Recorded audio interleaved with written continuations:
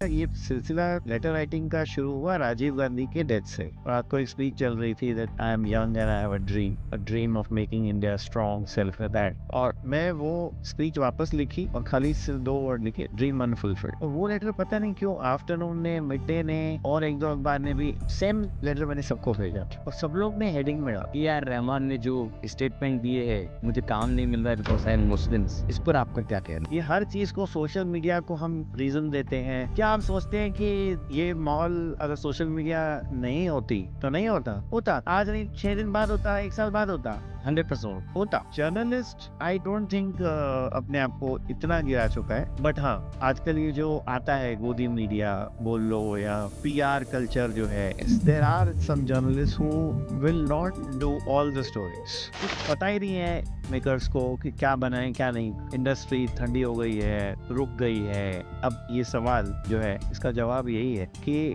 कहानियां नहीं, और कहानियां जो आती थी वो आती थी सलीम जावेद से, वो आती थी राही मासूम नजर, कादर खान, पेपरेजी के ड्रेस से कमेंट्स किया है कि अच्छे कपड़े नहीं पहन कर आते हैं वगैरह वगैरह। जर्नलिस्ट को स्पा में नहीं जाना है, जो मैंने आपको पहले बोला निकलने के पहले। वो एक्टर नहीं है, जया बॉर्डरी एक्टर है, वो हेयर ड्रेसर को बुलाती होगी। कटरीना का इंटरव्यू कर रहा था मैं, तो मैंने उनको पूछा कि we just recently heard that you parted with Ranbir. Okay let me ask you straight, are you single? वो जो पीआर थी वहाँ तो यूटीवी की थी, वो सीधा अंदर कूद के आ गई बीच में। इंटरव्यू वीडियो पे चल रहा है, नहीं कि ये you can't be asking this question. आप इस बात से कहाँ तक सहमत है कि कोई किसी का करियर खराब कर सके? जैसे अक्सर चर्चा होती है कि विवेक ओबरॉय का करियर सलमान खान खराब कर रहा है, तो ये क्या पॉसिबल है, क्या ऐसा हो सकता है?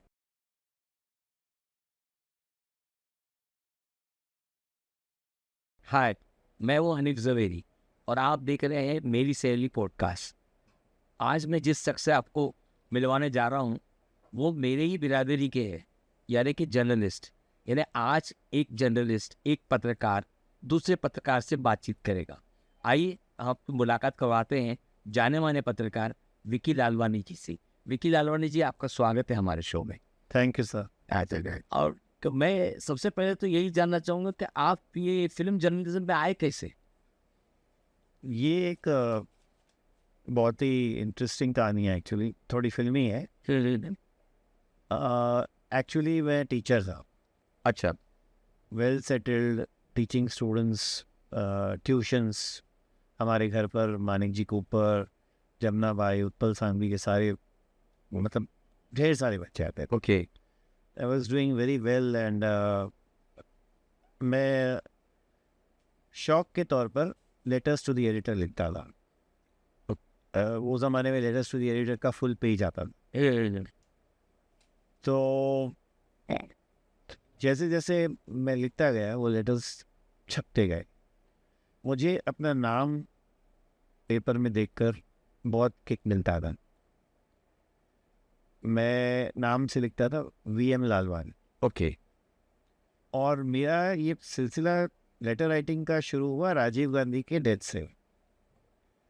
तो मैं कुछ लिखना चाहता था, I was quite disturbed when he was assassinated and तो मैंने जो लेटर लिखा वो कुछ भी नहीं था, मेरे को आता ही नहीं था लिखा।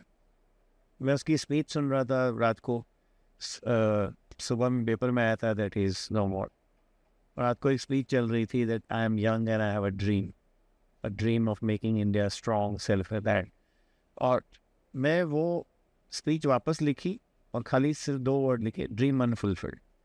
और वो लेटर पता नहीं क्यों आफ्टरनून ने, मिड डे ने और एक दो अखबार ने भी सेम लेटर मैंने सबको भेजा और सब लोग ने हेडिंग में डाला ड्रीम अनफुलफिल्ड। तो वो हेडिंग देखकर मुझे बहुत किक मिली थी और मैं लेटर्स लिखने शुरू कर दिए मैंने। अब लेटर्स लिखते लिखते मुझे ऐसे लगने लगा कि मैं कॉलम लिखूं, आर्टिकल लिखूं। उन दिनों में कुलदीप नायर, अरुण शौरी, ये सब लिख, खुशवंत सिंह। और मैं गया बैरम कॉन्ट्रैक्टर के पास, बिजी बी के पास, ऐसे ही घूमते घूमते फाउंटेन पे घूम रहा था। और बोले कि किस पर लिखोगे? मैंने बोला मैं टीचर हूँ, मैं ट्यूशन्स देता हूँ और मैं क्लासेस में भी पढ़ाता था, अग्रवाल स्टडी सर्कल। ओके, तो बोले ठीक है लिखो एजुकेशन पे, अगर तुम बोलते हो लिखोगे एजुकेशन पे। तो मैंने उनसे कहा मैं एजुकेशन पे ट्राई करना चाहता हूँ। मैंने लिखा, उन्होंने आर्टिकल्स 3-4 दिन तो आए नहीं, और फिर 5वें दिन पे एक आर्टिकल उन्होंने लेटेस्ट टू द कॉलम में ही छाप दिया। तो बोला अरे मैं तो कॉलम देके आया था पूरा, मैं सोचता था मेरा पूरा पेज आएगा। मैं थोड़ा निराश हूँ, फिर बैठा रहा 1-2 दिन, 1 या 2 दिन और चले, मतलब 3-4 दिन के बाद मान लो he passed where I am contractor, और मार्क मैनुअल का हेडिंग में आर्टिकल था, where I am contractor is no hope. वो आफ्टरनून उन दिनों में शाम को आती थी 3-4 बजे, और मैंने उठाकर देखी तो मैं बहुत शॉक हो गई, मैं तो अभी इनको मिला हूँ। और मैं थोड़े दिन शांत रहा, मतलब नहीं लिखा कुछ। मैंने फिर वहाँ फाउंटेन पर घूम रहा था, तो मेरा मन हुआ कि मैं फरजाना कॉन्ट्रैक्टर को जाके मिलूँ, और उनकी वाइफ थी तो she was married to him, she runs a very important magazine called Upper Crust अभी भी। एंड मैं उनको मिला, और I don't know why she told me कि तुम्हारा लेटर मुझे इमोशनल कर गया है, your letter made me cry, these were her words. तो मैंने बोला ऐसे सारे लेटर्स में से मुझे ये लेटर थोड़ा, आपने काफ़ी पर्सनल डिटेल्स लिखे थे उनके बारे में, और मैं उनको बैरम को किसी के थ्रू, मेरे एक अंकल थे उनके काफ़ी करीबी दोस्त थे, जानता था, मतलब तो मैं जानता, मतलब उनके बारे में पूछता रहता था। I was fascinated by his writing, busy भी। ओके। तो फरजाना ने बोला मैं ऐसा करती हूँ, अगर उन्होंने आपको कहा है वो आपको चांस देंगे तो मैं देती। तो उन्होंने वो उन दिनों में वो घंटी होती थी ऐसे बजाया, और वो मार्क मैनुअल दौड़ता, मार्क मैनुअल जो भी क्लिकिंग मोड में हेड है, और उस बोला ये लड़का लिखना चाहता है, पर देख लो क्या लिखना चाहता है। तो मुझे लेके गया, मैंने बोला सब पे लिखूंगा मैं। तो ऐसा थोड़ी होता है, आपको एक बीट सिलेक्ट करना पड़ेगा। मैंने कहा ठीक है, मैं क्रिकेट पे लिखूंगा, क्योंकि मैं first love is cricket, it's not films. Okay. So अगर ठीक है तो मैं आपको ऑस्ट्रेलिया भेजता हूँ, और ऑस्ट्रेलिया की मैचेस शुरू होने वाली इसलिए। और मैंने कहा मेरे पास पासपोर्ट नहीं है, मतलब वो मेरे पे छोड़, हम करवा देंगे, प्रेस है होता होगा कुछ। तो मैंने बोला नहीं, मैं नहीं जा पाऊँ। बोले क्यों? तो मैंने बोला मेरा जो छोटा लड़का है वो अभी 2 साल का है खाने, और मैं उसको छोड़कर नहीं जाना चाहता। तो बोला ठीक है फिर तुम्हारी मर्जी। मैंने बोला नहीं फिर भी मैं लिखूंगा। बोलते कैसे? मैंने बोला टीवी देख। तो हंसने लगे, बोला टीवी देखकर कोई रिपोर्टिंग करता है? खैर आजकल तो वही हो रहा है, टीवी देखकर लोग रिपोर्टिंग कर रहे हैं, सोशल मीडिया। इसकी शुरुआत आपने तब कर दी थी? तो मैंने बोला कि मैं टीवी देखकर लिखूँ। बोला नहीं, पागल है क्या, ऐसा थोड़ी होता है, you think of something else. मैंने बोला मूवीज। उन्होंने मुझे चांस दिया, और आप स्टार्ट हो गए। स्टार्ट हो गया। उन्होंने भी एक घंटी बजाई, तनुज गर्ग दौड़ते हुए आया। तनुज गर्ग तभी वहाँ फिल्म एडिटर थे, वो जो आज प्रोड्यूसर है अतुल कसबेगर के साथ। उन्होंने मुझे चांस दिया, उन्होंने मुझे सारे नंबर्स दे दिए, right from top heroine to everybody, top hero. ऐसा कोई नहीं करेगा। तनुज गर्ग ने जो मुझे हेल्प की, और मुझे बहुत हेल्प करता था, ऐसा लिखो वैसा लिखो, इसके पास जाओ, करीना को मिलो, विवेक ओबरॉय को मिलो, कहीं भी मुझे भेज देता था, मुकुल देव को मिलो, राहुल देव को मिलो। वो इनसिक्योर नहीं था जैसे आजकल की जर्नलिस्ट है ना, कि बहुत इनसिक्योर होते हैं। तो ये ब्रीड ही ऐसा है कि इसने स्टोरी क्यों की, मैंने क्यों नहीं। इनको ऐसे नहीं थे, तुम जाओ न्यूज़ लेकर आओ, स्टोरी लेकर आओ, इंटरव्यू कर क्या। वहाँ से बस शुरू हुआ। और मैंने आके वाइफ को बोला 2-3 महीने के बाद कि मैं ट्यूशन्स बंद कर रहा हूँ। तो शी गॉट वेरी अपसेट और लिटिल टेंस लगी, कैसे चलेगा, ऐसे नहीं हो जाएगा। वहाँ से स्टोरी शुरू। अच्छा, इन दिनों अभी लास्ट कुछ दिनों से 2-4 दिन से ये बड़ी चर्चा है, AR रहमान ने जो स्टेटमेंट दिए है कि मुझे काम नहीं मिल रहा है बिकॉज आई एम मुस्लिम्स, इस पर आपका क्या कहना है, आपका पर्सनल क्या है? ये बहुत बड़ा जंप ले लिया आप 2000 से लेके 2026 पर आ गया। ये जो उन्होंने कहा है वो देखिए शायद उनसे हुआ भी हो, किसी ने उनको कह दिया हो कि कोई उनके थ्रू किसी को पता चला हो कि आपको वो काम नहीं दिया चाहते because you are from a different religion और यू आर अ मुस्लिम। क्योंकि देखिए I be very honest with you, ये चीज़ें हमारे देश में हो रही, ये इसको बहुत जनरल डिबेट बनाकर बोलना कि नहीं हो रहा है और हाँ हो रहा है, ऐसा भी नहीं है कि सब लोग कर रहे हैं, लेकिन हो रहा है। हो रहा है। Pregnancy is not just 9 months, it's a journey of love and care. With 9 and beyond, you get guidance that blends modern medical science with the timeless wisdom of Garv Sanskar. Daily activities, meditation, yoga, and masterclasses. Everything you and your baby needs to thrive. Because you and your baby deserves the very best. Download 9 and beyond today.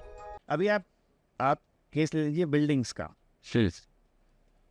अभी आप I would say जो ले लो, वाल्केश्वर ले लो, ये दो area तो मैंने बहुत सुना है और भी कहीं होगा काफ़ी हद तक। काफ़ी बिल्डिंग्स हैं जो मुस्लिम्स को अकोमोडेट नहीं कर रही आउटराइट। कुछ लोगों ने सोशल मीडिया पर कहा है कि मोहम्मद शमी को टीम से बाहर रखा जा रहा है। Is a fantastic bowler. Sarfaraz को नहीं लिया गया। खैर उसकी फिर अलग स्टोरी आ रही थी कि वो अंदर की ड्रेसिंग रूम की स्टोरीज लीक कर रहा था, तो ऑब्वियसली आप इंटरनल स्टोरीज लीक करेंगे ड्रेसिंग रूम में क्या हो रहा है तो आपको टीम में जगह नहीं मिलेगी। लेकिन ये अटकलें लगाई जा रही है उन दोनों के बारे में।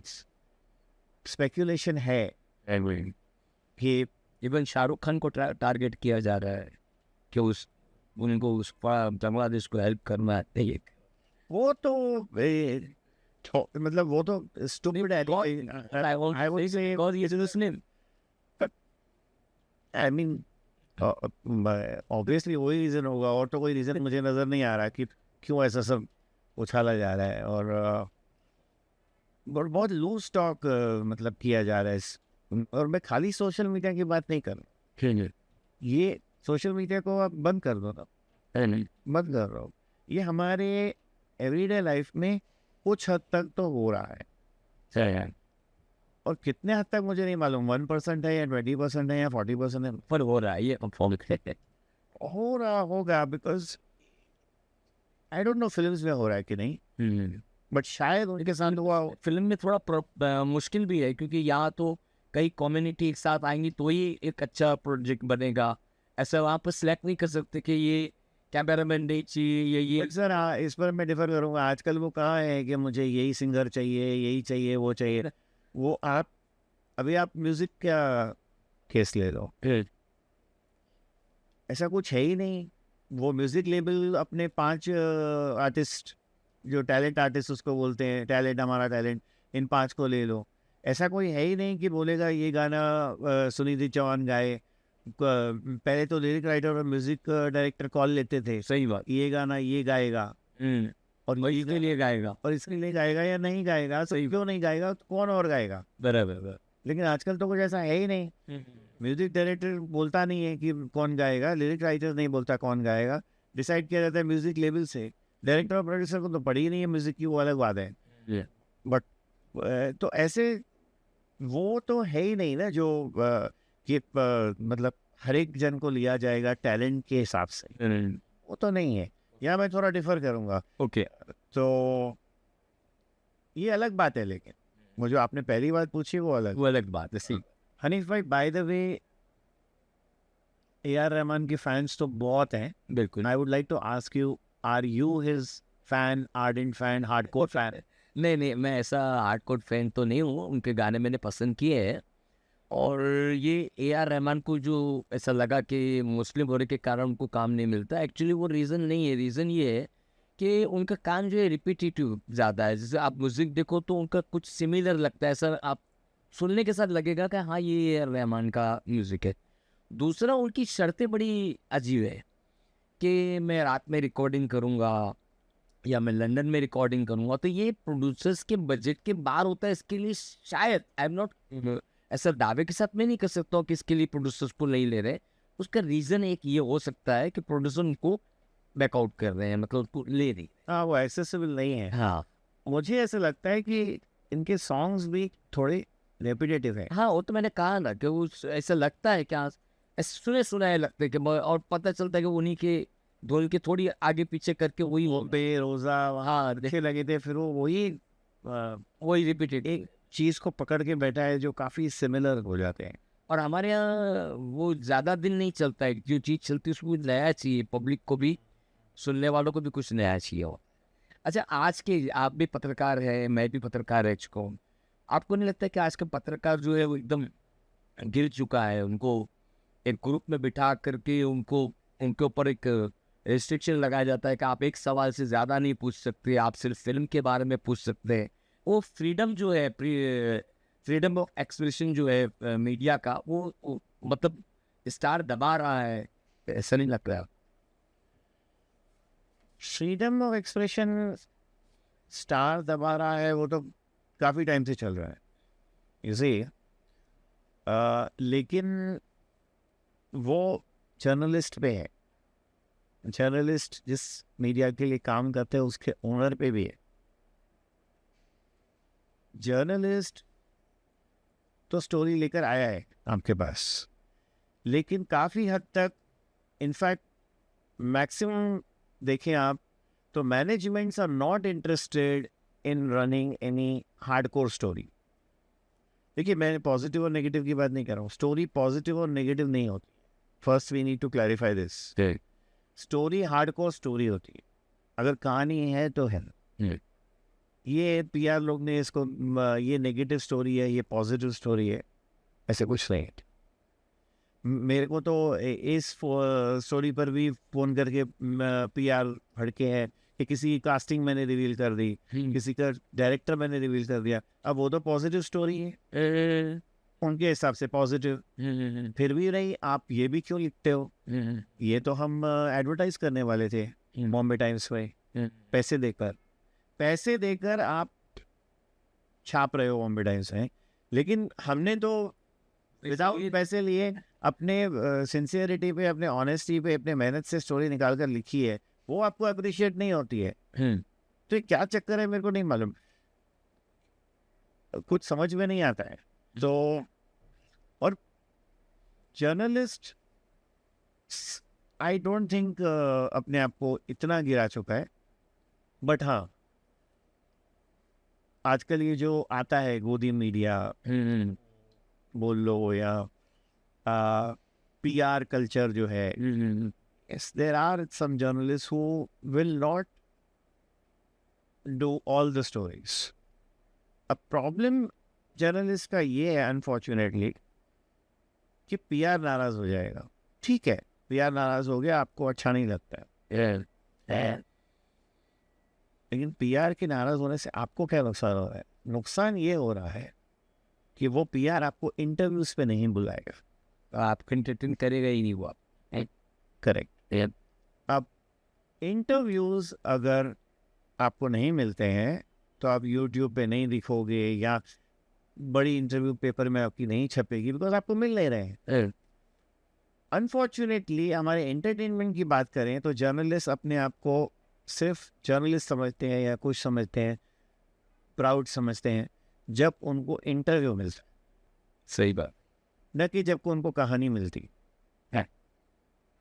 ये हमारी मेंटालिटी हो गई। तो हाँ, इसकी वजह से हम डेफिनेटली गिर रहे हैं, क्योंकि कहानी तो हम ब्रेक नहीं करेंगे, हमें पड़ी ही नहीं है, हम बिल्डिंग में जाएंगे नहीं, बात नहीं करेंगे कॉप से, हम बात नहीं करेंगे किसी नेबर से, कुछ निकालेंगे नहीं स्टोरी।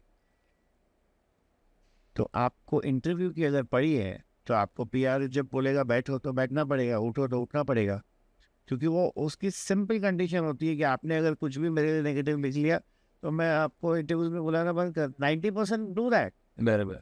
90% डू दैट, फिर आपके ऑर्गेनाइजेशन में से दूसरे को बुलाते हैं और वहाँ ऑर्गेनाइजेशन की यूनिटी नहीं होती है, वो दूसरा बंदा जा रहा है इंटरव्यू करने, no, why is that second person going?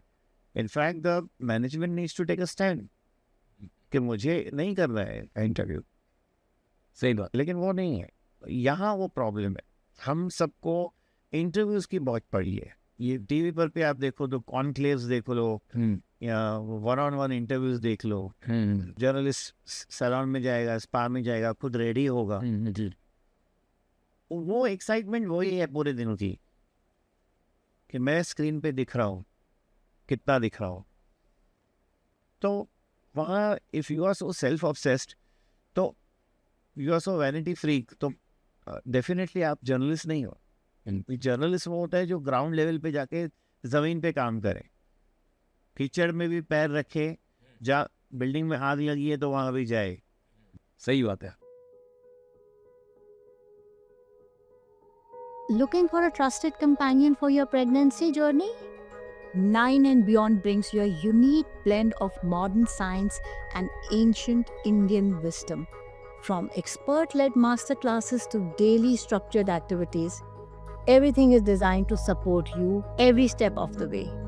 Your complete guide to a confident, healthy pregnancy. Download 9 and Beyond today. अच्छा, जया बच्चन के बारे में आपकी क्या राय है? हमेशा पब्लिक में जो एक्साइट होकर बात करती है या किसी के ड्रेस के ऊपर कमेंट्स करती है, पत्रकार भी काफ़ी नाराज। आपका पर्सनल क्या हुआ, एक आर्टिस्ट को, एक टॉप सेलिब्रिटी को इस तरह का पब्लिक में बिहेव करना क्या उचित है? नहीं, I don't think she should be so rude, क्योंकि ये मैंने शोभा डे को भी पूछा था, तो उन्होंने कहा कि जया बच्चन पहले से ही काफ़ी विड्रॉन रहती थी, प्रेस से इंटरमिंगल नहीं करती थी, ओनली सिलेक्टिवली कुछ लोगों से मिलती थी, इंटरव्यूज़ करती थी, बहुत बहुत कम। और वो आपको जया बच्चन जो है वो वैसे दिख रही क्या? अब जया बच्चन को प्रेस से शायद एलर्जी है। कुछ प्रॉब्लम है, बिकॉज मुझे याद है मैं एक पार्टी में था और मैं उसके पास गया, वो उसके पीठ थी मेरी तरफ और मैं पीछे से आकर साइड में खड़ा रहा उसके, और मैंने बोला hello ma'am, I am Vicky Lalwani, I am a journalist. काफ़ी टाइम हो चुका है इस बात को, 15 साल हो गए फिर ज़्यादा। She looked at me like that and she didn't say anything and I said I want to request you for an interview, it will be a privilege to interview you. I don't want to do an interview. ठीक है, मैं but जो उन्होंने add किया वो भी बहुत मुझे अटपटा लगा। आप लोग तो कुछ भी लिख देते हो, आप लोग मतलब इन जनरल। ऑनेस्टली ठीक है, उन्होंने बोल दिया, ऐसी बातें लोग करते हैं, बट उसका बोलने का तरीका was very rude, very condescending. तो अगर कोई ऐसे बात करेगा तो definitely nobody will like it.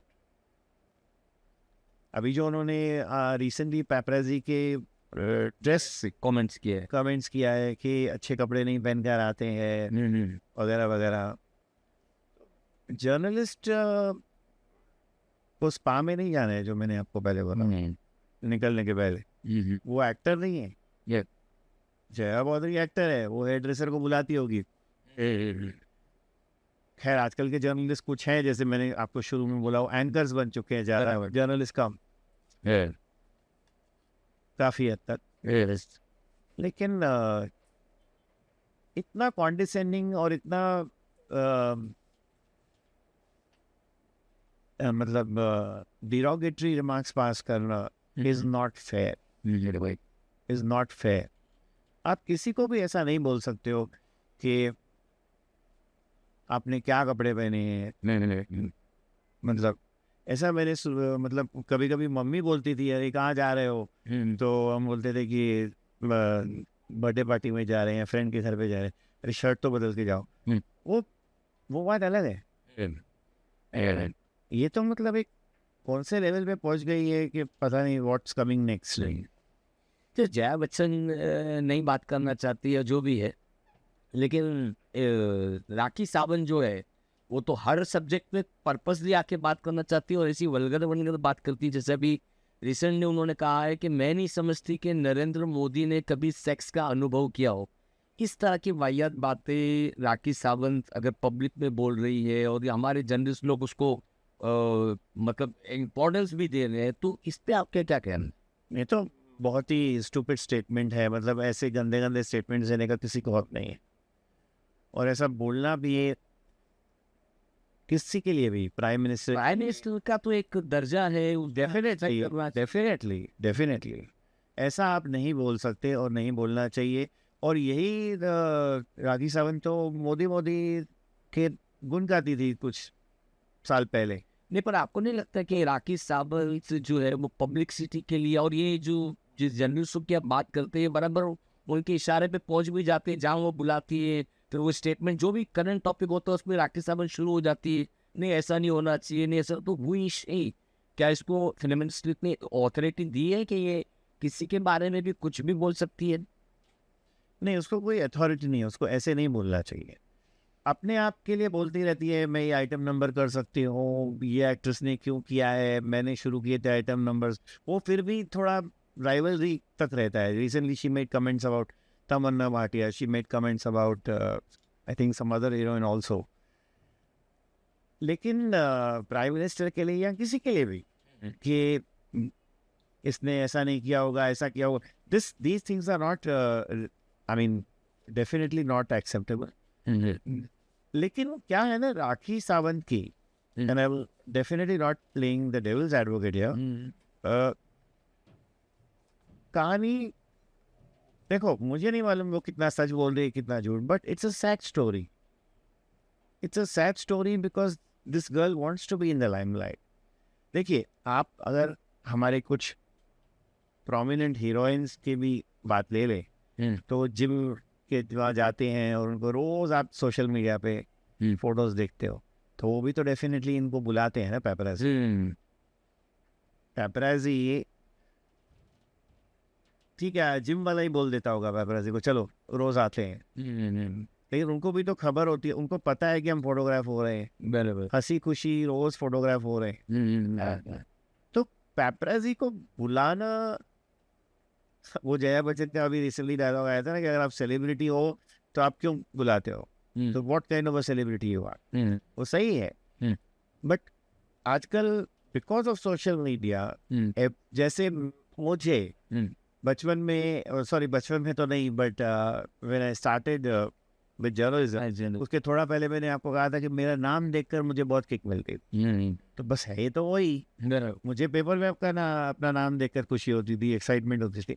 इनको सोशल मीडिया पे होती है, क्योंकि आजकल पेपर कोई पढ़ता नहीं अगर पेपर में भी आ रहा होता है इनका तो बहुत आता होगा जरूर, आजकल तो मैं भी बहुत कम पढ़ता, लेकिन इसको she wants to work, she wants the industry to accept her whatever she is, but unfortunately वो फराह खान की पिक्चर के बाद या एक दो पिक्चर उसने बीच में की होंगी, तो काम नहीं मिला है बॉलीवुड पर, और ना ही टीवी में। टीवी में मतलब बिग बॉस को छोड़ के hardly there is anything to talk about. She wants to work, she is trying very desperately that I want to work. तो वो न्यूज़ में रहने के लिए सब ड्रामे कर रही है। आप कह सकते हैं ऐसे। अभी न्यूज़ की बात आई तो मैंने एक चीज़ नोटिस की है, सुनील पाल, वो तो किसी के भी फ्यूनरल में पहुंच जाते हैं, जो उनको जानता नहीं उनके भी फ्यूनरल में पहुंच करके स्टार्ट हो जाते हैं मीडिया के सामने। वो ऐसे महान एक्टर थे, वो मनोज कुमार से उनका क्या संबंध है, या ज्योम प्रकाश से उनका क्या संबंध है। आप सुनील पाल को देखो तो वो तो वेट करते रहते हैं कि कभी मुझे पूछा जाए इसके बारे में, तो वही सुनील पाल पब्लिसिटी के लिए करते। ऐसे बहुत हैं सर, आपको भी जानकारी होगी इंडस्ट्री में।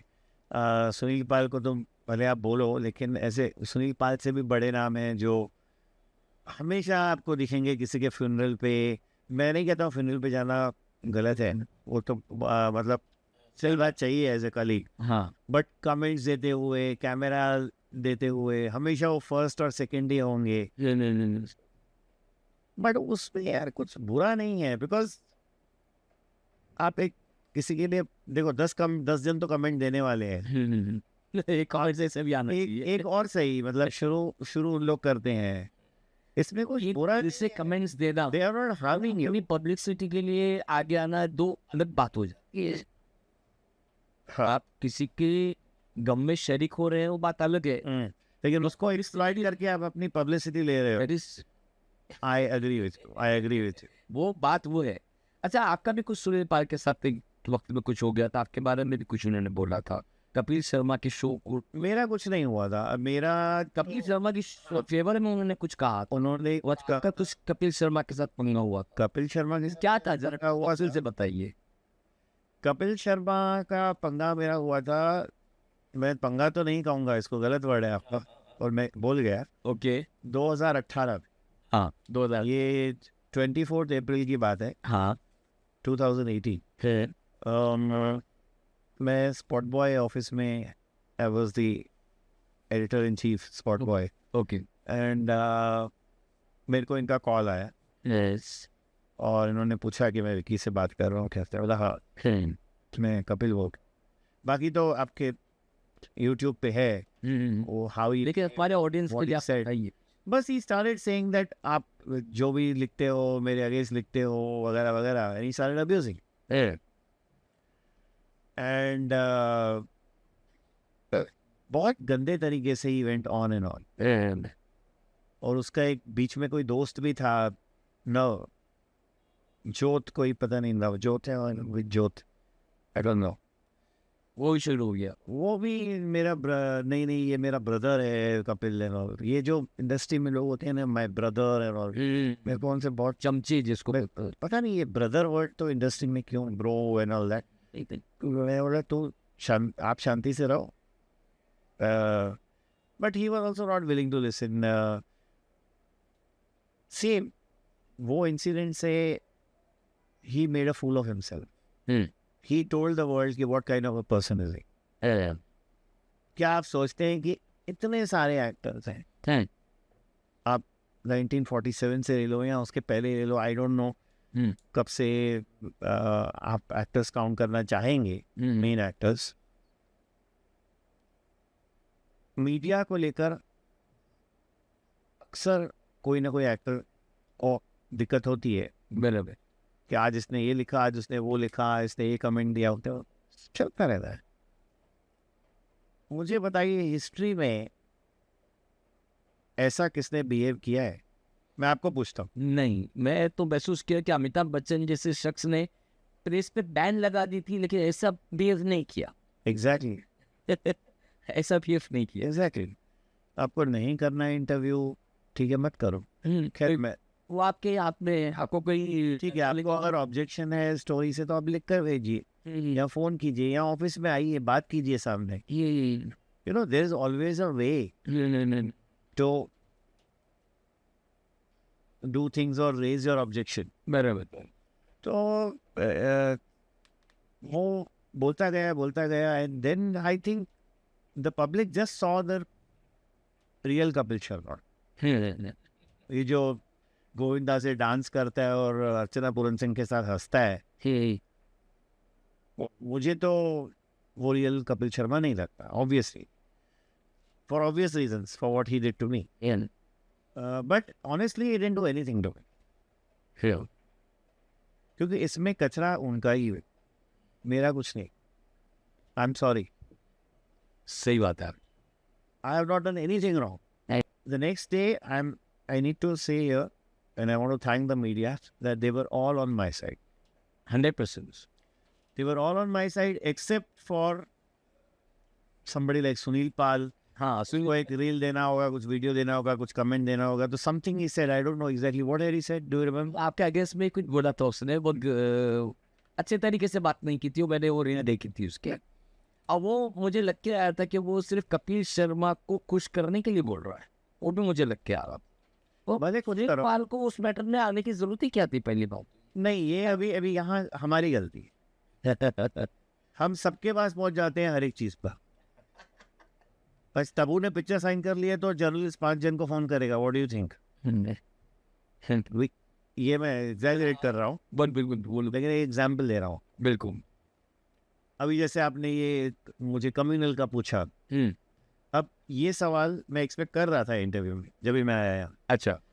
ये सवाल हम सबसे पूछेंगे, मतलब वो उसका कोई लेना देना हो नहीं हो। अ, कुछ लोग तो कभी एक्टर्स बोलते हैं ना कि मुझे मालूम नहीं है, है। मुझे याद है ऐसे इंसिडेंट्स हुए हैं, और फिर उनका मजाक उड़ाया जाता है कि आई डोंट रिमेम्बर कौन सा एक्टर था, बोला मुझे मालूम नहीं है ये क्या हुआ है। तो हम जर्नलिस्ट हर एक टॉपिक पे हर एक आदमी के पास पहुंच जाते हैं। रिएक्शंस स्टार टॉक,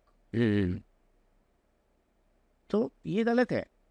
ऐसे कितने यंग पीपल होंगे 19, 20, 23 के, they may not have even seen this AR Rahman thing, recent है। सही में। तो इट्स नथिंग रॉन्ग, जब आपको हिम्मत होनी चाहिए सच बोलने की कि मैंने नहीं सुना है, बट ये अपॉर्चुनिटी मैं लेकर आपको पूछ रहा हूँ कि आपने कभी महसूस किया है, I am talking to Anif personally, कि डिस्क्रिमिनेशन हो रहा है मुस्लिम से, नंबर 1, नंबर 2, आपने कभी, और अदर लेट मी से, what do you think of the AR Rahman? नहीं, मेरे साथ तो अच्छा अनुभव रहा। मेरे को कभी ऐसी लाइफ में ऐसी प्रॉब्लम नहीं आई कि मैं मुस्लिम हूँ तो लोगों ने मुझे खड़े नहीं किया। बल्कि इनफैक्ट तो मैं फिल्म सिटी में था तो कंपनी एक हिंदू की थी और उन्होंने बराबर हमको सबको रिस्पेक्ट दिया। सुरेंद्र गुप्ता जी की बात कर रहा हूँ मैं। अभी मैं कर रहा हूँ RNA बिल्डर्स के साथ, वहाँ सब हिंदूज भी है, सब मिलके काम करते। मुझे कभी ऐसा महसूस नहीं हुआ, इनसिक्योर मैंने फील नहीं किया। और बाकी बाहर ऐसा होता होगा और वहाँ है ऐसा लोग बोल रहे हैं, बाकी मेरा अच्छा आपको लोगों ने बोला है? हाँ, लोगों ने बोला है कि भाई मैं मुस्लिम था, इसके लिए मुझे वहाँ चांस नहीं मिला, या स्कूल में एडमिशन नहीं मिली है, यहाँ तक कि मुझे हुआ कि भाई मुस्लिम्स है बॉम्बे 3 में रहते तो इनको नहीं लेना, ऐसा मैंने सुना है। मेरे सामने हुआ ऐसा मैंने महसूस नहीं किया। लेकिन मेरे पर्सनल जो अनुभव है बहुत अच्छा रहा। और आज भी मेरे मित्र जो है वो हिंदूज भी है, गुजरातीज भी है, सिंधीस भी है, मुस्लिम्स भी है, होने चाहिए, और इसे और ये हमारे गुजरातीज भी होने चाहिए, मराठी भी होने चाहिए, सब होने चाहिए, पारसीज भी होने चाहिए। बिल्कुल बिल्कुल बिल्कुल। मैं तो सबका आभारी हूँ, और मेरे साथ जो दोस्ती करता है वो बहुत लॉन्ग टर्म्स में करता है, चाहे किसी भी कास्ट का हो। अच्छा, मैं अभी आपको ये पूछ रही थी कि आपने मुझे एक बार सरसरी कुछ बताया था अशोक कुमार के बारे में, कि आप उनका इंटरव्यू करने जाने वाले थे और कुछ वो क्या था इंसिडेंट, जरा दिलचस्प है। और आपकी बड़ी ख्वाहिश थी दादा मुनि से मिलने की। ये एक इंटरव्यू मेरा रह गया। हाँ। मतलब मुझे बहुत इच्छा थी जब मैंने शुरू किया था आफ्टरनून में। Ashok Kumar has been my favourite actor, सभी के फेवरेट थे वो। मतलब आप मिली ले लो, अनुराग ले लो, आंखों में आंसू, बिकॉज ऑफ अशोक कुमार आ रहे हैं, ट्रस्ट मी, हाँ ना, not because of Jaya Bachchan in Mili. Okay, I am sure she is going to get angry listening to this comment. Anurag में ऑफ कोर्स बच्चा है वो, तो मतलब नोबडी कैन सी, मैं तो पिक्चर वो दोबारा देख ही नहीं सकता। लेकिन अशोक कुमार ने जो एक्टिंग की है वहाँ, विपिन गुमराह ले लो आप, शौकीन ले लो, तो वो जो उनका एक स्टाइल था चश्मा उतारने का 1 मिनट में, वो तो मैं बहुत चाहता था कि मैं उनकी इंटरव्यू करूं, और मैंने मार्क पैनल को बोला कि मैं करने जा रहा हूं। तनुज ने बोला हाँ ठीक है जा तू। तो मैं वहाँ से निकला आफ्टरनून ऑफिस से, मैं तब ऑफिस में गया था सुबह, मैं चर्च गेट पहुँचा और मैं ट्रेन में चढ़ने ही वाला था, तो मेरे को मार्क पैनल का फ़ोन आया, बोला कम बैक। मैंने बोला अब ये शायद बोल रहा है कि मत कर इंटरव्यू। मैंने बोला क्या हुआ, तो बोला नहीं यू कम बैक। क्या हुआ, नहीं is no more, Ashok Kumar is past. Can believe it. मेरी इंटरव्यू उनकी डॉटर प्रीति ने, हाँ जो बाद में हाँ, शी आल्सो पास्टर, इसी पास है। प्रीति गांगुली, उन्होंने अरेंज किया था, and I was so happy that I am going to meet him. लेकिन वो मेरा एक और इंटरव्यू था ऐसा, मैं आपको वो एक और केस बताता हूँ। फारूक शेख, फारूक शेख को मैं इंटरव्यू करना चाह रहा था, तो मैंने उनको फ़ोन किया, उन्होंने फ़ोन उठाया, शायद उनके फ़ोन पर मेरा नंबर होगा या मुझे याद नहीं है, यस विकी बोला या who are you whatever, I said I am Vicky here and sir I just want to request you for an interview. ये पक्का, डेफिनेटली, तो बोल। यार विकी मैं फ़्लाइट में हूँ, बस वहाँ पहुँच के वहाँ लैंड होके तेरे से बात करूँ डिटेल में, फिर फिक्स करते हैं। शायद वो कहीं जा रहे थे, दुबई या अबू धाबी चार आबू धाबी। यार सर ठीक है, 1.5-2 घंटा हुआ, मैं सोच रहा हूँ फ़ोन आएगा, और वो वहाँ पहुँच कर ही पास्ट है, या इफ यू रिमेम्बर। अटैक हुआ उनको और वो लेके गए, एक्सपायर्ड हो। I was shocked. Ashok Kumar से मेरा बहुत अच्छा इंटरव्यू रहा। इनको 88 में दादा साहेब फाल्के अवार्ड के लिए अनाउंस हुआ कि इनको मिलेगा। हाँ, तो मेरे बॉस ने मुझसे कहा कि आप अशोक कुमार का इंटरव्यू कर लो। मेरे को चांस मिला उनका इंटरव्यू करने के लिए। तब मैं बहुत दुबला पतला था, मैं गया अशोक। अभी भी आप फैट नहीं हो? अभी भी नहीं हूँ, लेकिन तब तो सोचो ना, अभी नहीं हूँ तो तब कितना। हाँ, एक और ऐसे भी बताओ, I put on lot of weight and तो मैं उनके इंटरव्यू करने के लिए उनके बंगले में गया। अपॉइंटमेंट मेरा फिक्स था, उनकी सेक्रेटरी थी खुर्शीद करके, उन्होंने फिक्स किया था।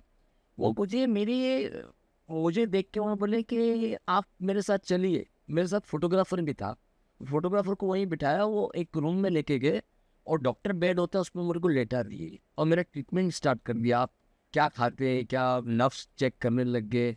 वो जो डॉक्टर होम्योपैथिक के, बाद में उन्होंने पूरा प्रिस्क्रिप्शन लिख के दिया मुझे कि आप ये दवाएं यहाँ से ले लो।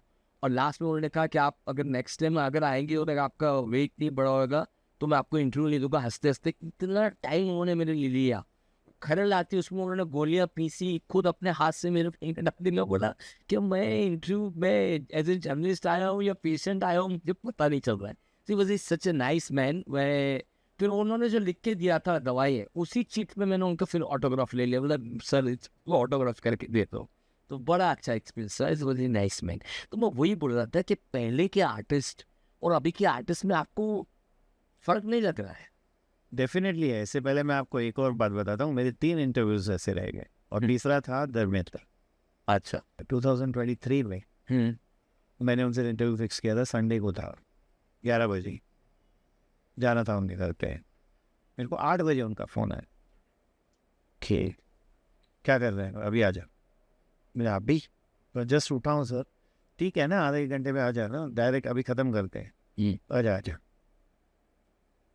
अब हुआ ये था कि my mother was critical in आरोग्य हॉस्पिटल एंड मैं सोच के रखा था कि सुबह तक अगर थोड़ी बेटर हो जाएगी तो मैं शायद जाऊँ, और मुझे सुबह में पता चला था कि नहीं, शी स्टिल क्रिटिकल। मैंने कहा ठीक है मैं आता हूँ। आधे घंटे के बाद मैंने उनको फ़ोन किया, सर मैं आपको ये बताना चाहता हूँ कि मेरी मम्मी की हालत बहुत ख़राब है और ये इंटरव्यू हम कुछ दिन बाद करते हैं।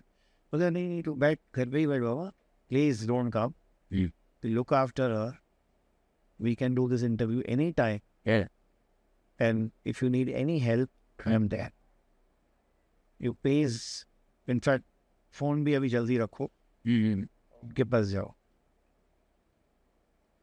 I did not get a chance after that to interview him till the end, because वो 23 के बाद वो थोड़े ऊपर नीचे उनकी हेल्थ फार्म हाउस में जाते रहते थे और हार्डली बॉम्बे में रहते थे।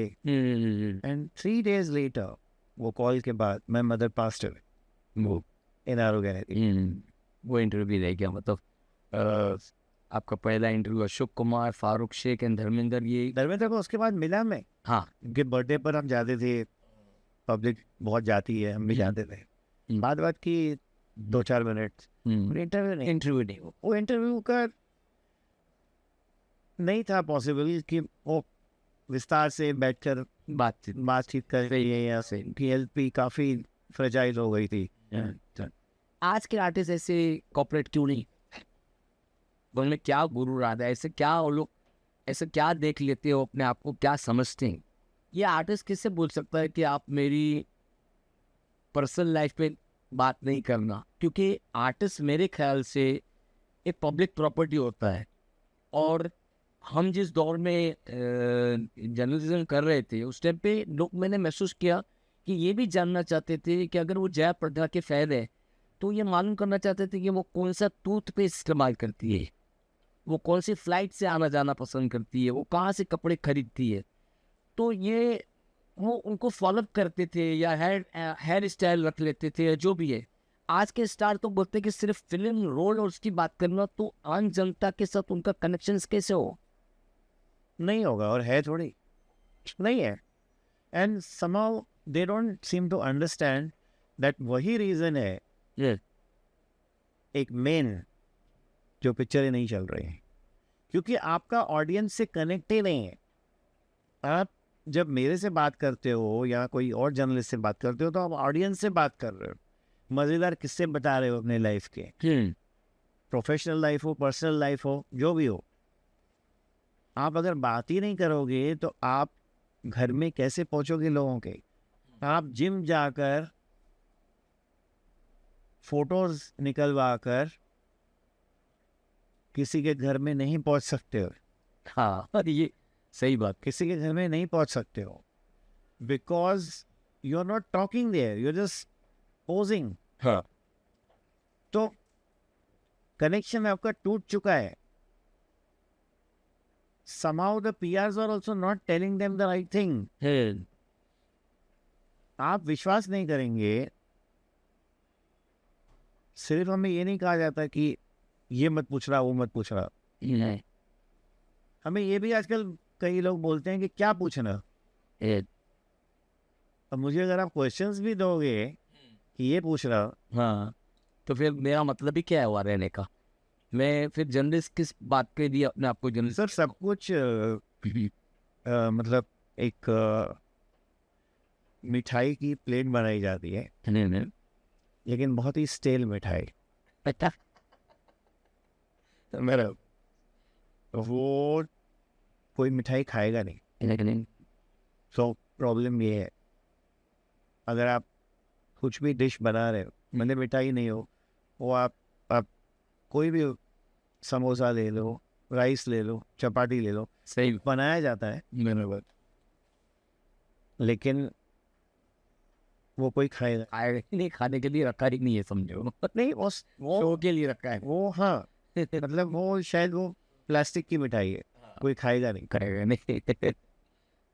तो अगर मैं क्वेश्चंस आप मुझे दे रहे हो तो मुझे ये पूछ रहा, तो इससे ज़्यादा स्टेज क्या हो सकता है? सारे इंटरव्यू स्टेज्ड है। 99%. I spoke to Shobha Day few days back. I told you earlier in this interview. She said lot of we spoke about the fact that politicians के conclaves पे interviews है, आप conclaves और ये सब बहुत बड़ी बातें करते हैं, this is for India, this is for growth of India, ये वो जो politicians आते हैं बड़े बड़े,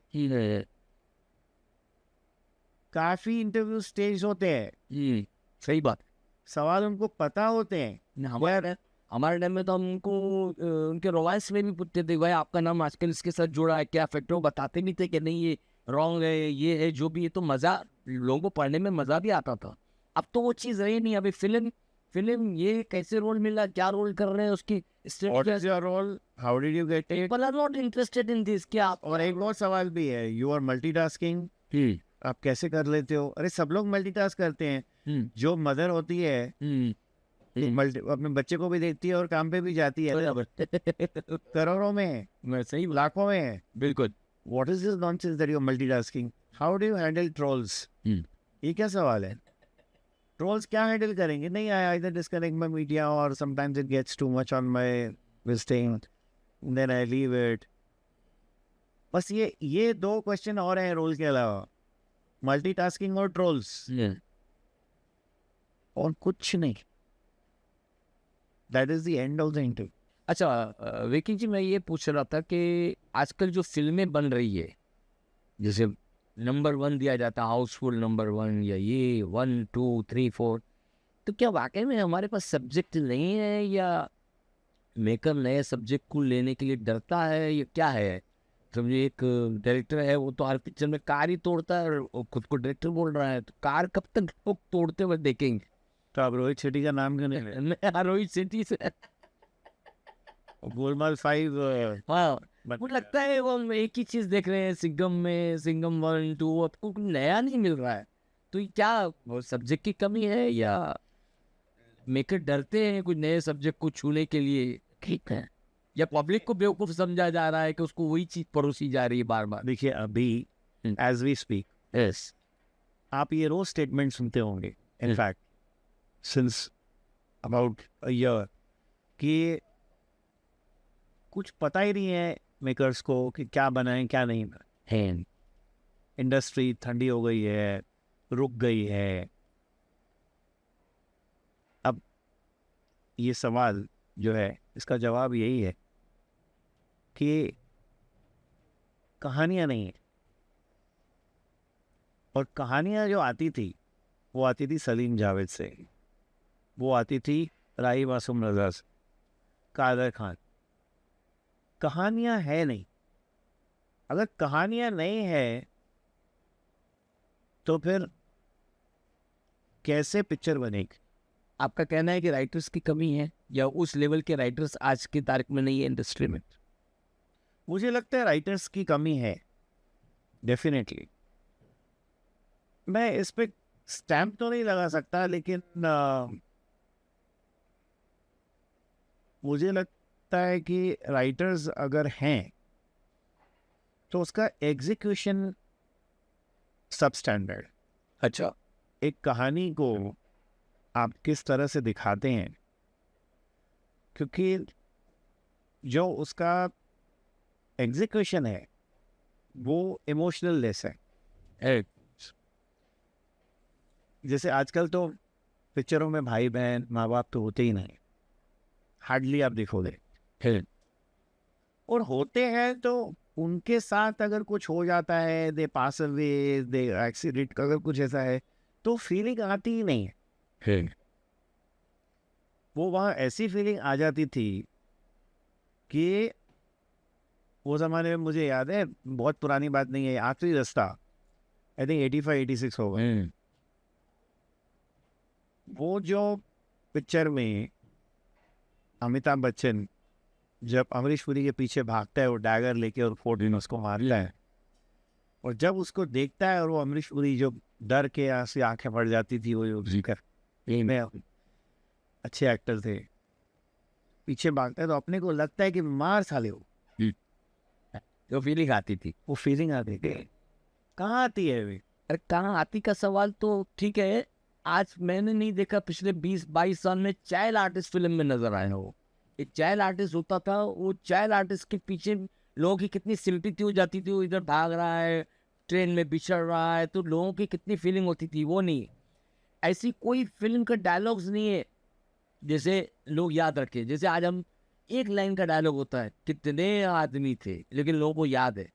या दीवार का मेरे पास माँ है, ऐसी कोई फिल्म नहीं बन रही है जिसके डायलॉग लोग रिपीट करें। ऐसा लगता है कोई नहीं है। आप डायलॉग्स ही नहीं है। धुरंधर ले लीजिए, हाँ, धुरंधर आपने देखी है राइट? हाँ, बताइए डायलॉग। नहीं बता पाऊंगा मैं देता हूँ आपको टाइम। वो आपने छावा देखी है? मैं आपको बताया ना, मैं तो क्या वो डायलॉग्स में ऐसे दम ही नहीं है कि लोग याद रखें। आपने सयारा देखी है, which according to me is a beautiful film, मुझे बहुत पसंद आई। मेरे हिसाब से 25 की बेस्ट पिक्चर सयारा थी, trust me. Not Chhaava, not Dhurandhar, but again dialogues. मैं यही कहना चाहता था कि डायलॉग्स राइटर की भी कमी है। पहले डायलॉग्स क्या ब्यूटीफुल लिखे जाते थे। राही मासूम रजा साहब का नाम लिया आपने, उससे पहले के नारायण थे, सलीम जावेद, ये भटनाकर, सतीश भटनाकर, कमलेश्वर, कितने अच्छे अच्छे राइटर्स थे। कमलेश्वर तो शायद नॉवेल्स भी लिखते थे। हाँ, नॉवेल्स भी लिखते थे। गुलशन नंदा की तो नॉवेल्स पे फिल्में बनती। शक्ति सामंता ने जो बनाया, हाँ, कितनी फिल्में बनी गुलशन नंदा के नाम। समीर भी थे एक राइटर, हाँ, समीर, वो नॉवेल्स लिखते थे। वो राइटर्स की वाकई में कमी लग रही है, जो हम डिस्कशन कर रहे हैं उसके ऊपर ऐसा लग ही रहा है। सबकी कमी है सर, राइटर्स की कमी है, म्यूजिक की कमी है, डायलॉग्स की कम, मतलब स्क्रीन प्ले देखो तो ये पता नहीं अजीब सा है। हाँ अजीब सा है, और इसीलिए डायरेक्टर्स का डायरेक्शन भी वो मज़ा नहीं है। वो मजा नहीं। वो मतलब मैं एक सीन देख रहा था अभी रिसेंटली, कालिया का अच्छा। एक रील आया था, उसमें परवीन बॉबी पार्टी में ग्लास ऐसे वेटर क्या रखती है और बोलती है थैंक यू वेरी मच, और ऐसे टर्न करती है और वो प्राण को देखती है। हम्म, प्राण और अमिताभ वहाँ खड़े हैं, हम्म, तो जो टर्न करती है और वो देखती है और वो जो म्यूजिक आता है और वो कैमरा आगे पीछे होता है, थोड़ा प्राण पे, थोड़ा प्रवीण बॉबी पे, फिर वापस उस पे, ऑल दो एक्सप्रेशंस आर कॉट। हम्म। यहाँ अभी अभी तो नहीं अभी। कोई शॉक देखा है पिक्चर में, कोई भी देखा है कि ऐसा कुछ फ्रीजिंग मोमेंट हो गया? लेकिन दावा तो ये करते कि हमने तो एक्स्ट्रा ऑर्डिनरी फिल्म बनाई है। एक्स्ट्राऑर्डिनरी फिल्म तो नहीं बनी है कोई भी रिसेंट।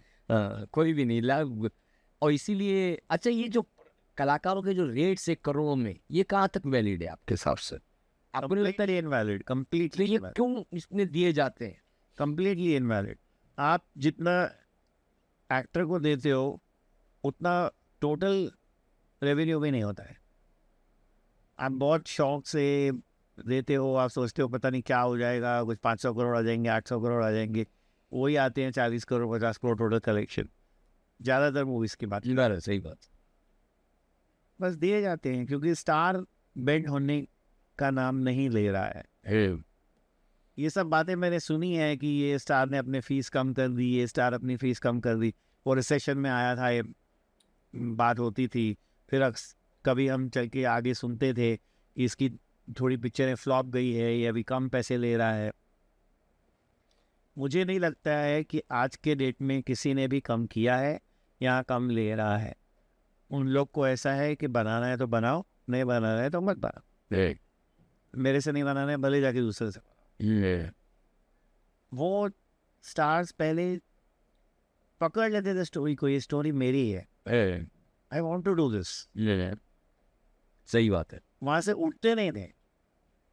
मतलब मुझे याद है कि शक्ति सावंत के बेटे के साथ में बैठा था, आशिम सावंत के साथ, and when Rajesh Khanna heard the role of Amar Prem, उनका फर्स्ट चॉइस एक्चुअली राजकुमार था। तो he was not getting up from there, नहीं मुझे ये रोल करना है। राज का नंबर। राजकुमार साइन नहीं किया होगा था, हाँ बात but वही हुई। वो बोले कि मुझे वहाँ से नहीं जाना है, मुझे ये रोल करना है। तो वैसे ही राजेश खन्ना ने आनंद के लिए ऋषिकेश मुखर्जी के पास खुद गए और बोले मैं आनंद करना चाहता हूँ। तो बोले नहीं, आप तो सुपरस्टार, इतनी बड़ी फीस हम देंगे। बोला आप जो देंगे मैं ले लूंगा, लेकिन मैं आनंद करना चाहता हूँ। लास्ट मैंने सुना था अमिताभ बच्चन गए थे मोहब्बतें के लिए यश चोपड़ा के बाद, उसके बाद मैंने कभी नहीं सुना है कि कोई आर्टिस्ट ने बोला हो कि मुझे काम चाहिए, मैं ये डायरेक्टर के पास गया। वो उत्साह नहीं है, वो एक्साइटमेंट नहीं है, वो लगन नहीं है, वो खत्म हो गया। पता नहीं क्या चल रहा है। मतलब ये बिजनेस भी नहीं चल रहा है, ये एक ऐसा हो गया है कि पता नहीं क्या चल रहा है।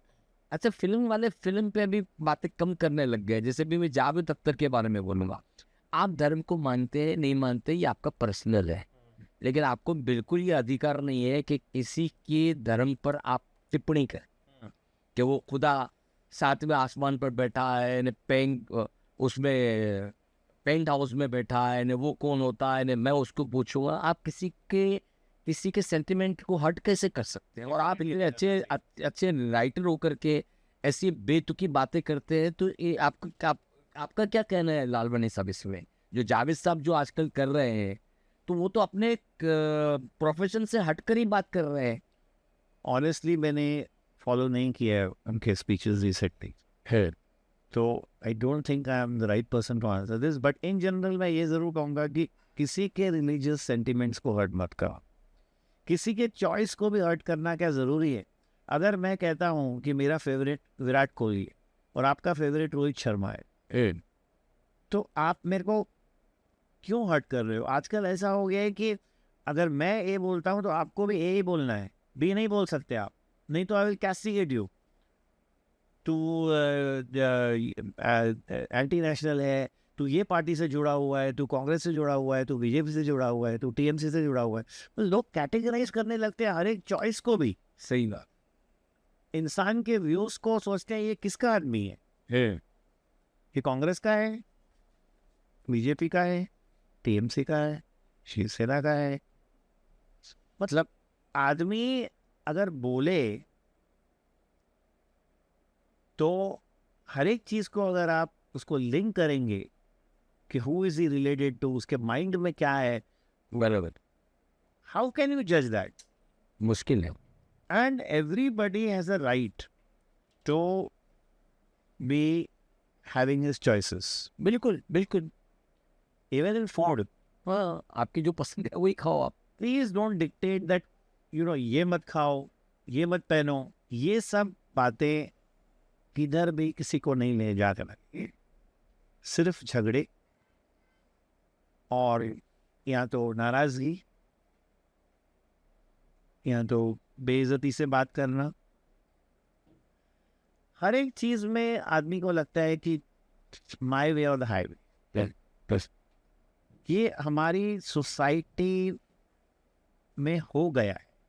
What I'm getting to hear, see, I don't travel, to be very honest with you. You will not believe I have not gone abroad ever in my life except to Dubai for 2 days. That was on an assignment from Mumbai Mirror.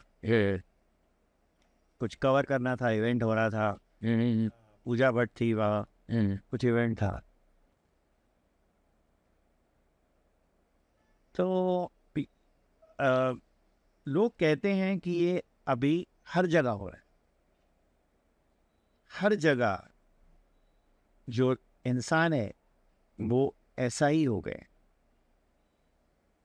कि tolerance है ही नहीं, biscuit, प्यार है ही नहीं, सब्र है ही नहीं। पता नहीं क्या हो रहा। और ये बहुत डेंजरस प्रेसिडेंट है, बिकॉज हम कहते हैं ना कोई भी खुश नहीं। ये तो मैं 50 साल से सुन रहा हूँ। मेरी दादी भी बोलती थी, मेरी मम्मी भी बोलती थी कोई खुश नहीं है। लेकिन आज पता है कोई खुश नहीं है का मेन एट्रीब्यूशन आप कहाँ कर सकते हैं? इसी पे कि आप ए बोलते हो और दूसरा आदमी बी बोलता है और तीसरा आदमी सी भी बोलता है। और झगड़े आप और उसी उसमें बहुत बड़ा आर्गुमेंट्स, वेदर आप नेबर से ले लो, वेदर आप फैमिली में ले लो, वेदर आप ऑफिस में ले लो। सोशल मीडिया की मैं नहीं बात कर रहा। ये हर चीज़ को सोशल मीडिया को हम रीज़न देते हैं। क्या आप सोचते हैं कि ये माहौल अगर सोशल मीडिया नहीं होती तो नहीं होता? आज नहीं, 6 दिन बाद होता, 1 साल बाद होता, 100% होता। ठीक है, हर चीज़ में हम उसको कल्प्रिट ठहराते हैं। पहले टीवी तो नहीं थी ना, बिल्कुल टीवी आई, उसको हमने कल्प्रिट नहीं ठहराया। करेक्ट। सोशल मीडिया अभी कुछ भी आएगा ना, हम उसको कल्प्रिट ठहराएंगे। सही बात है। But see, I am not supporting the phone, I am not supporting the mobile phone. I hate it. I use it only because of my work. Right. And sometimes you want to know मैं इतने बजे आ रहा हूँ, late आ रहा हूँ। I just hate that instrument. But हर चीज़ को हम वहाँ ठहराते हैं दोषी। ये गलत बात है। अच्छा, आप इस बात से कहाँ तक सहमत है कि कोई किसी का करियर खराब कर सके? जैसे अक्सर चर्चा होती है कि विवेक ओबरॉय का करियर सलमान खान खराब कर रहा है, तो ये क्या पॉसिबल है? क्या ऐसा हो सकता है सलमान खराब कर सके या सलमान का करियर कोई और खराब कर सके? ऐसा हो सकता है? अब तो सलमान खान को भी ये सवाल पूछना चाहिए कि उसकी पिक्चरें क्यों नहीं चली है। लास्ट पिक्चरें कितनी भी ले लो आप, 5, 6, 7 तो बिल्कुल चली ही नहीं। ये सवाल देखिए, कोई गुड वर्ड और बैड वर्ड, अगर आप गुड वर्ड डाल सकते हैं तो बैड वर्ड भी डाल सकते हैं। बैड वर्ड डजंट मीन गाली।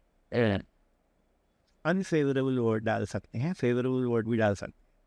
अभी आप सपोज किसी को जानते हैं और आप ही डॉक्टर का नौकरी लेने गई, आप उसको बोल देंगे यार देख लेना जरा आप, फिर अगर हो सके तो जॉब दे देना। जॉब दे देना। बराबर। देखो ऑफकोर्स वो इंटरव्यू लेकर ही देगा, सोच कर ही देगा, बट एक गुड वर्ड आप डालते हैं। ऐसे तो हम कई डायरेक्टर्स के बारे में, प्रोड्यूसर्स के बारे में टीवी में भी सुनते थे, बॉलीवुड में भी सुनते थे कि इसने इसको बोला इसको जॉब मत दो, इसको पिक्चर में मत लो। यार ये आई डोंट नो, ये विवेक के साथ जो हुआ है वो उसने बहुत इंटरव्यूज में बोला जरूर है, but see I am not close to Vivek, or I am not close to spoken to him even off record or anything that I can share it with you. In fact मेरी अभी तक उसके साथ कोई ऐसी interview नहीं हुई है जहाँ डिटेल में वो मुझसे बात एक सामने इंसान जब बात करता है ना तो आदमी समझता है। बराबर। It's not that I don't believe him. Maybe he's talking his personal experience. बराबर। That's all I can say on this. But ये आप अगर, मेरा मानना ये है कि अगर आप फेवरेबल वर्ड डाल सकते हो तो अनफेवरेबल वर्ड भी डाल सकते हो। मेरे को वो सीन याद आ रही है उसमें जो शक्ति में अमिताभ जब नौकरी के लिए जाता है और उसको नौकरी मिल रही है तो पीछे से दिलीप कुमार आता है और बोलता है कि इसको नौकरी मत देना। आई थिंक वो सीन है अब अवतार में भी है। अवतार उसका बेटा जब काम मिल रहा है उसको तो पीछे से राजेश खन्ना आता है, बोलता है इसके कैरेक्टरिस्टिक्स हैं धोखेबाजी, गद्दारी वगैरह वगैरह। तो ये शक्ति का मेरे को अभी तक याद नहीं आ रहा है एग्जैक्ट, बट शक्ति में शायद वो नहीं आते दिलीप कुमार, वो सॉरी वो हटा देना। हाँ ये अवतार का तो सीन है, आपको पता है उस तो ऐसा होता होगा नहीं होता होगा। अब सलमान ने किया नहीं किया, वेरी डिफिकल्ट टू से, because as you rightly said, I don't even know Salman. Much interaction hasn't happened. Only one interview I had done with him, very brief, 5-10 minutes. Okay. I was in midday. Okay, उसको भी काफी समय हो गया होगा। बहुत समय हो गया इसको तो 2005-2006 आई थी। आपका अनुभव किस आर्टिस्ट के साथ बहुत अच्छा रहा और क्यों मजा आया उसके साथ काम इंटरव्यू करने में या दोस्ताना में? ऐसे भी तो अनुभव रहा से रहे हैं, मतलब अनुभव। if you ask me how do you like to interview, if you ask me, I enjoy interviewing from whatever experiences I've had in the past. I used to love interviewing Mahesh Bhatt. Mahesh Bhatt. I used to love, I still love interviewing Mahesh Bhatt if I get a chance again. I would love to interview Shatrughan Sinha n number of times. बिंदास बोलने का हाँ बोलता है, और सही जो style है, जो मज़ा आता है, मजा आता वो बहुत अच्छा लगता है। I would love to interview Ekta also, but Ekta आजकल इंटरव्यूज देती ही नहीं है। She stop interacting with the media, है। I don't know why. Ekta Kapoor is Ekta Kapoor है। और हीरोइंस में I enjoy talking to Mumtaz. मैंने काफ़ी 2-3 बार उनसे इंटरव्यूज़ किए, शायद 3 से भी ज़्यादा, 4 इंटरव्यूज़ किए हैं, and I enjoy talking to her. और हम बोलूँ तो महेश भट्ट। और दुख किसके साथ हुआ इंटरव्यू करके? तकलीफ किसके साथ हुई? किसी ने तो ऐसा टांग खींची होगी या कुछ तो भी नहीं ऑपरेट नहीं किया होगा या नहीं, तो कोऑपरेट तो सभी, किसी ने भी इंटरव्यू करके मुझे बाद में फ़ोन करके नहीं बोला कि मैंने ये नहीं बोला है, ये भी गलत है, कभी भी नहीं। ओके। 1-2 जन को ऐसा लगा है पेपर में हेडिंग थोड़ी, जब हम बॉडी और मिरर में थे तो थोड़ा फ्लैशी हेडिंग देते थे to catch the eye. Heading थोड़ा हटा प्ले करते तो अच्छा होता, बट सी हेडिंग्स हमारे हाथ में नहीं होती है। जब हम न्यूज़ रिपोर्टर होते हैं तो एडिटर देता है, तब मैं एडिटर नहीं था मिड डे और मिरर। और कुछ बुरा एक्सपीरियंस तो नहीं हुआ। कभी भी ऐसा कोई खाली एक बार मुझे याद है कटरीना का इंटरव्यू कर रहा था मैं, ये फितूर रिलीज हुई थी आदित्य रॉय कपूर के साथ, और जब उनका रणबीर से ब्रेकअप हो गया था 2 हफ्ते पहले या 4 हफ्ते पहले जो भी, तो मैंने उनको पूछा कि we just recently heard that you are parted with Ranbir, तो एंड उसने कुछ जनरल आंसर दिया, फिर ऐसे okay let me ask you straight, are you single? अब वो जो पीआर थी वहाँ तो यूटीवी की थी, वो सीधा अंदर कूद के आ गई बीच में, इंटरव्यू वीडियो पे चल रहा है, नहीं कि ये you can't be asking this question. तो कटरीना कैफ ने उनको बोला I will take this, she is taking it, लेकिन वो पीआर वो क्वेश्चन रोकना चाहती है। तो ये हमने तो फिर टीवी पे चला दिया था, मैं स्पॉट बॉय में था, मैंने 9X पे टीवी पे चला दिया था, मैंने प्रदीप गुआ को बोला, उन्होंने कहा टीवी पे चलाओ ना इसको, वो तो हमेशा बहुत एक्साइट होते थे स्टोरीज से, he was very happy, you know when somebody was doing his work and somebody was doing it honestly, he was very happy, yes, encouraging. TV पे चलाया था, हमने बोला Katrina Kaif interview stopped bye PR. अच्छा उसके बाद मैंने उनका इंटरव्यू किया है, अच्छा, जब 4-6 महीने उसके बाद, कोई प्रॉब्लम नहीं। इनफैक्ट एक मुझे थोड़ा अजीब लगा था, मैं कल ही इसके पास गया था, शाइनी आहूजा के पास, तो तब उनको बच्चा हुआ था, तो वो बोले कि मैं उसी दिन हुआ था या एक दिन पहले हुआ था, तो उस पीआर ने आके बोला कि वो बच्चे के बारे में कुछ बात नहीं करें। मैं बोला क्यों? नहीं बाकी सब बात कर। मैं बोला लेकिन कल अगर बेटा पैदा हुआ है, न्यूज़पेपर में आया है, या बेटी, I don't remember, sorry but I don't remember, तो बच्चे के बारे में तो बात करो। तो मैं क्या बासी इंटरव्यू जाके छापूंगा क्या?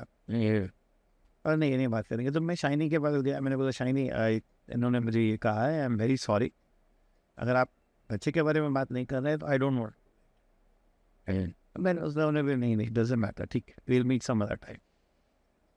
अच्छा ठीक है, मैं निकल गया वहाँ से, बिकॉज अगर आज आपके साथ कुछ हुआ है और पेपर में आया है कि आप नेचुरली आपके घर में चोरी हुई है, आपको रोल मिला है, आपने कंफर्म किया है, तो इंटरव्यू में भी तो बात करो। आपको बच्चा हुआ है, आप इंटरव्यू में तो थोड़ा तो बात कर, आपको क्या बोलना है, मैं खुश हूँ, मैं ये नाम सोच रहा हूँ, नॉर्मल डिलीवरी हुई या सिजेरियन हुई, क्या बोलना है आपको, और क्या बोलोगे आप?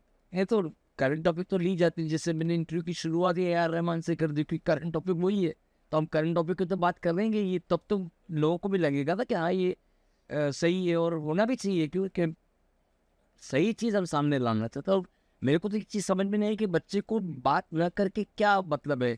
कोई गर्लफ्रेंड अगर अभी नहीं है, उसके बारे में बात नहीं करो तो समझ में आता है, बच्चा हुआ है तो उसमें छुपाने वाली क्या बात है। वो अजीब लगा है मुझे बात को।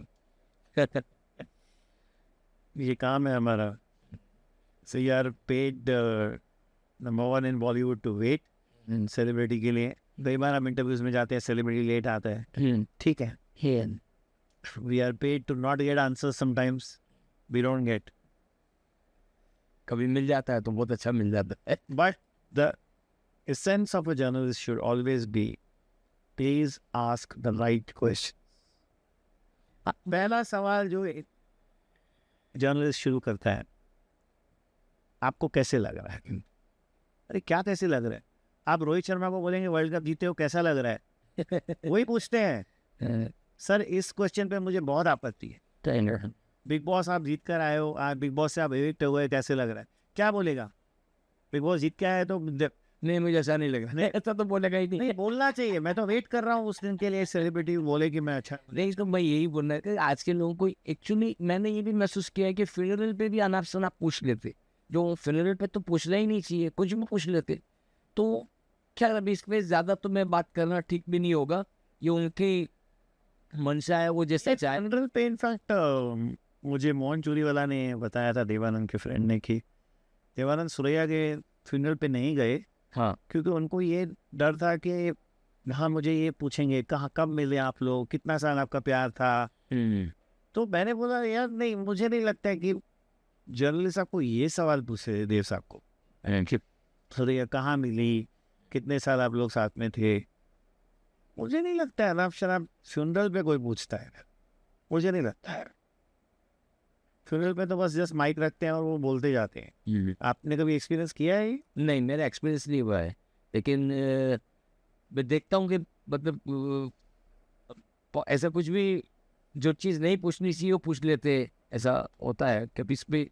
जैसे कि मैंने कहा कि ना फ्यूनरल पे भी लोग उल्टा सीधा पूछ लेते करते। सभी जैसे धर्म जी की जब डेथ हुई तो उनकी फैमिली को कितना मीडिया ने परेशान किया, 24 घंटे वहीं पे रुके रहे, किसी मतलब प्राइवेसी थोड़ी तो होती है ना, तो वो उन्होंने दी नहीं। और उसकी वजह से सनी को लास्ट तक ये चीज़ छुपानी पड़ी कि उनकी डेथ हो गई, और लास्ट मोमेंट पर जब उनका शव ले जाया गया तब ये बात बाहर आई कि वाकई में धर्म जी की डेथ हो गई। मैं ये बात कर रहा था कि मीडिया कभी कभी हद से ज़्यादा कर देता है पर्सनल लाइफ पे भी। देखिए यहाँ क्या है, we are talking about the biggest actor living then, Dharmendra. Media का इन्वेजिव होना सही नहीं है, हाँ मुझे नहीं लगता है ऑनेस्टली, क्योंकि मैं उसी एरिया में रहता था पहले, और मैं उन दिनों में जब ये हुआ तो मैं गया था। जब स्पेशली जब सुना था कि वो गुजर गए हैं, लेकिन एक्चुअली वो हॉस्पिटल से लेके आ रहे थे और उसके बाद भी वो 10-15 दिन थे या में भी ज़्यादा। तो वहाँ मैंने तो मीडिया को देखा ऐसे लगाकर अपने कैमरास, बट सर कोई भी वहाँ ऐसे कुछ नहीं कर रहा था। अच्छा। ट्रस्ट मी, धर्म जी के लिए जो रिस्पेक्ट थी लोगों को और रहेगी, हमेशा रहेगी। मैंने किसी को इतना एक्टर के लिए किसी के लिए नहीं देखा, और वो खड़े थे, सी उनका ड्यूटी है। मैं आपको एक बात बताऊं, ये मीडिया को मीडिया का खड़ा होना, अगर वो नहीं खड़े रहेंगे ना तो ऑफिस में उनको डांट पड़ेगी। अब मेरा रिपोर्टर, जब मैं एडिटर बन गया था, मेरा रिपोर्टर वहाँ गया, कुछ नहीं लेके आया, तो यार कुछ तो लेके आते, एक फोटो कैमरा लेके गए हो कि सनी बाहर आ रहा है, यहाँ हेमा जी अंदर जा रही है, या ईशा है, यहाँ कोई भी आया है देखने को, शबाना आजमी आई है, कोई भी ले लो आप। वो हेमा और ईशा तो शायद नहीं गए थे वहाँ, मुझे वो भी नहीं पता, गए हो फोटो नहीं आया। बट ये पेपराजी ले लो। अब हम ही कहते हैं कि हर जगह है, मैंने भी देखा है, बहुत क्लोज लेके आते हैं कैमरा। सलीम खान के साथ एक इंसिडेंट हुआ था, बहुत उनके आंखों के सामने कैमरा लाई गई थी और वो बहुत परेशान हो गए थे, क्योंकि लग जाए तो सही बात। तो लेकिन प्रॉब्लम ये है ना कि अगर वो फोटो नहीं देंगे ना रात को, तो उनके तो सुबह में वो एडिटर का फोन आएगा कि मैं अभी स्पॉट बॉय में मैं एडिटर था, मेरे को कोई फोटो नहीं मिला ना, तो मैं फोन करके बोलूंगा वीरल को, मानव को, योगेन शाह, ये सब जो है हमारे acclaimed फोटोग्राफर्स, तो वीरेंद्र चावला, कि भाई तुमने मेरे को क्यों नहीं दिया, बॉलीवुड मोबाइल को दिया, पिंक वेला को दिया, कोई और वेबसाइट को दिया, बॉलीवुड हंगामा को दिया, मेरे पास क्यों नहीं आया? तू क्या कर रहा था, सो रहा था क्या? That time we get really angry. तो अभी उन लोग करें तो क्या करें, प्रेशर हमारी तरफ से पूरे है। जब उतना डिसिप्लिन से वो लोग खड़े थे और अपनी ड्यूटी दे रहे थे, फिर सनी देओल को इतना हाइप होने की जरूरत क्या थी कि बाहर आकर के पत्रकारों को उल्टा सीधा बोलने लग गए वो? सर वो पता नहीं, वो मैं नहीं बोल पाऊंगा कि उन्होंने सही किया है गलत, बिकॉज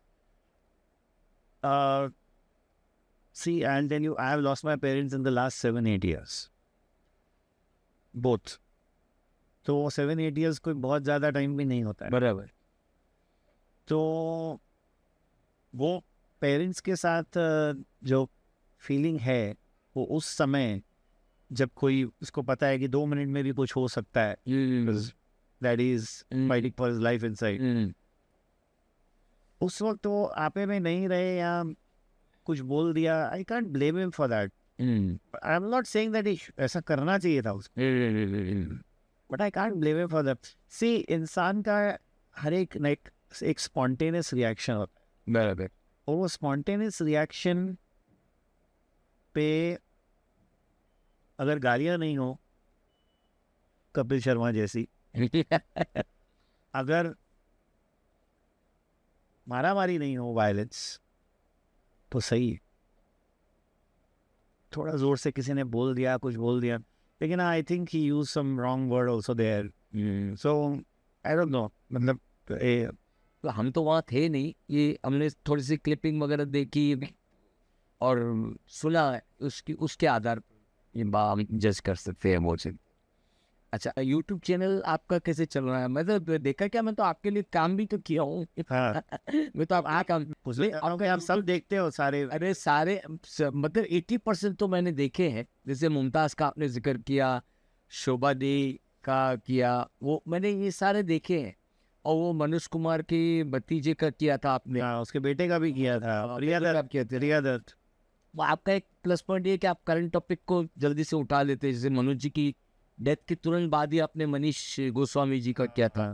एक्चुअली मैंने मनीष का किया बिकॉज आई नो हिम। मैं ये मेरा सवाल ये था कि आपको ये राइटिंग से ये इस पे आने का कैसे मतलब आपको ऐसा लगा कि प्रिंट मीडिया अभी नहीं चल रहा है तो आपने कोई चैनल स्टार्ट करने, उसके बेस पे आपने स्टार्ट? नहीं, ऐसे नहीं है, 25 ईयर्स हो गए थे मुझे चैनल, अच्छा, और 2000 में मैं शुरू किया था, बराबर, बिजी बी आफ्टरनून।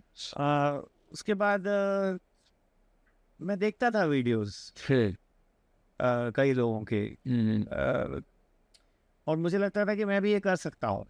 फिर तो मैंने सोचा कि देखिए, पहले न्यूज़पेपर था, फिर मैं वेबसाइट पे गया, मेरा स्पॉट बॉय डिजिटल किया, मुझे लगा कि ये यूट्यूब भी किया जाए इन कैमरा। मैंने कहा लेट्स ट्राई, नहीं हुआ तो नहीं हुआ, हुआ तो हुआ। नहीं और भगवान की दया से अच्छा चल रहा है। विक्की लालवानी शो तो नाम बहुत अच्छा हो गया है, मतलब, और आपका कंट्रीब्यूशन भी बहुत जबरदस्त है।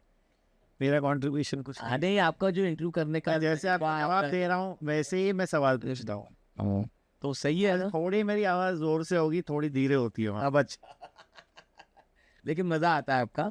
मेरी शुभकामनाएं आपके साथ है कि आप और आगे बढ़े, और आपका बहुत बहुत शुक्रिया, आप यहाँ आए, हमारे साथ अपना कीमती वक्त दिया।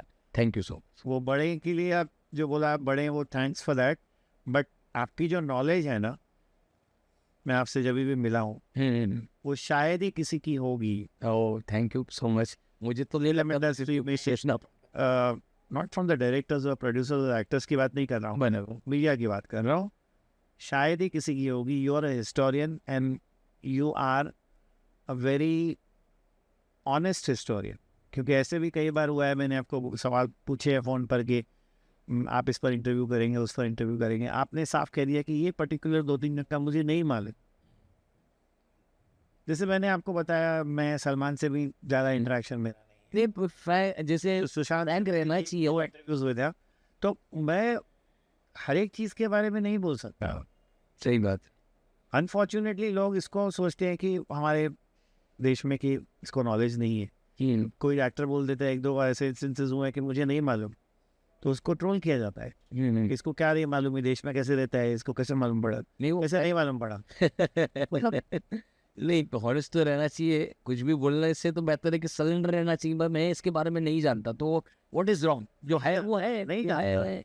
और सब कुछ कैसे जान सकता कोई कोई कैसे जान सकता है? मैं वही बोल रहा हूँ, सब कुछ कोई कैसे जान। और सब कुछ मैं नहीं जानना चाहता ऑनेस्टली, क्योंकि इतना मैं नहीं भरना चाहता अपने आप में, क्योंकि ऑनेस्टली मैं अभी वापस रिपीट कर रहा हूँ, मेरे लिए खाली फिल्म्स नहीं है, मेरे लिए क्रिकेट एक बहुत ही महत्वपूर्ण है। मैं क्रिकेट इतना देखता हूँ, मैंने अपने चैनल पे क्रिकेट भी लाया है। हाँ बिल्कुल। रोहित शर्मा का कोच विनोद काम्बली के ब्रदर आए विनोद काम्बली, और भी आगे प्लान्स हैं कि भाई क्रिकेटर्स को लाएं और क्रिकेट के पॉडकास्ट करें। बिल्कुल, मुझे क्रिकेट में बहुत शौक है। आप विश्वास नहीं करोगे, स्पोर्ट्स तक और स्पोर्ट्स टुडे पे निखिल नाज और विक्रांत गुप्ता जो शोज करते हैं, मैं ऐसे देखता हूँ जैसे मेरा खाना है वो डिनर। बराबर। डिनर पे ऐसा हाथ होता है और मैं उनकी तरफ देखता रहता हूँ, उनके डिस्कशंस। मुझे दोनों बहुत पसंद है। Thank you sir, thank you so much. Thank you Ajit, pleasure was mine, thank you so much.